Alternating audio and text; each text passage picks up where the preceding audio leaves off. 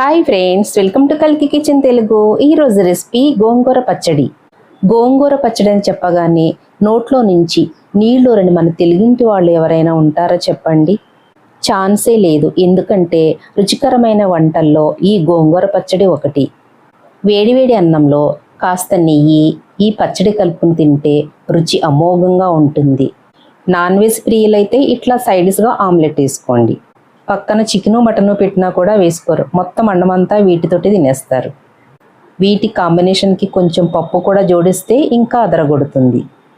ఇక ఆలస్యం చేయకుండా రెసిపీలోకి వెళ్ళిపోదాం. మంచి రుచిగా పర్ఫెక్ట్గా రావాలంటే ఎట్లా తయారు చేయాలో చూపిస్తాను. వీడియో స్కిప్ చేయకుండా చివరి వరకు చూడండి. రెసిపీలోకి వెళ్ళే ముందు ఇంతవరకు ఈ ఛానల్కి సబ్స్క్రైబ్ చేయని వాళ్ళు ఎవరైనా ఉంటే ప్లీజ్ సబ్స్క్రైబ్. నేను ఈ రెసిపీకి 2 కట్టలు గోంగూర తీసుకున్నాను. అప్రాక్సిమేట్గా 250 గ్రామ్ ఉంటుంది.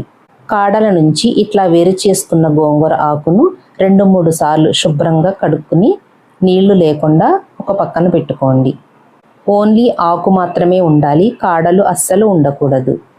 మీ రుచికి తగ్గట్టుగా ఎండుమిర్చి వేసుకోండి. నేను 15 వరకు వేసుకున్నాను. 2 టేబుల్ స్పూన్ల ధనియాలు, 1 టేబుల్ స్పూన్ జీలకర్ర, 1/2 టేబుల్ స్పూన్ మెంతులు.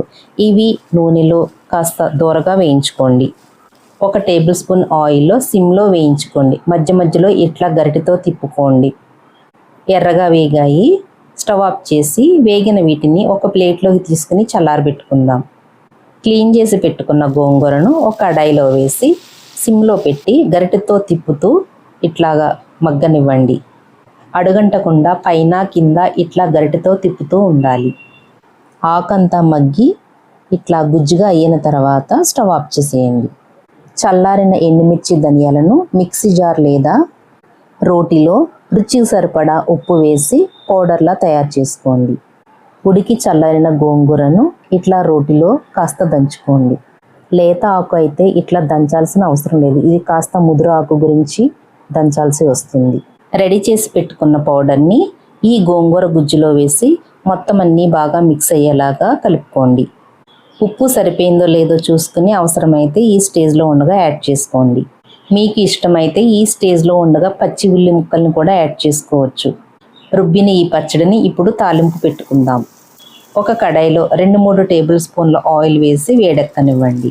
నువ్వుల నూనె అయితే రుచి బాగుంటుంది. దంచిన 10 వెల్లుల్లి రెబ్బలు, 2 ఎండుమిర్చి, కొద్దిగా శనగపప్పు, మినపప్పు, జీలకర్ర, ఇంగువ పౌడర్ వేసి తాలింపు దినుసులన్నీ ఎర్రగా అయిన తర్వాత గోంగూర పచ్చడిని కూడా వేసి 2-3 నిమిషాలు నూనెలో ఇట్లా మగ్గనివ్వండి. ఇట్లా నూనెలో మగ్గడం వల్ల పచ్చడి ఎక్కువ రోజులు పాడవకుండా నిల్వ ఉంటుంది. ఈ పచ్చడి చల్లారిన తర్వాత ఒక గాజు బాటిల్లో పెట్టుకుని నిల్వ ఉంచుకోవచ్చు.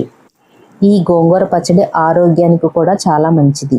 అన్నం, ఇడ్లీ, దోశలోకి అద్భుతంగా ఉంటుంది.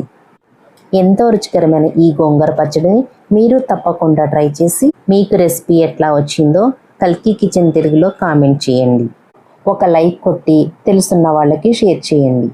కల్కి కిచెన్ తెలుగుకి please like, share and subscribe. ఛానల్ని ఎంకరేజ్ చేస్తున్న మీ అందరికీ నా ధన్యవాదములు. Thanks for watching.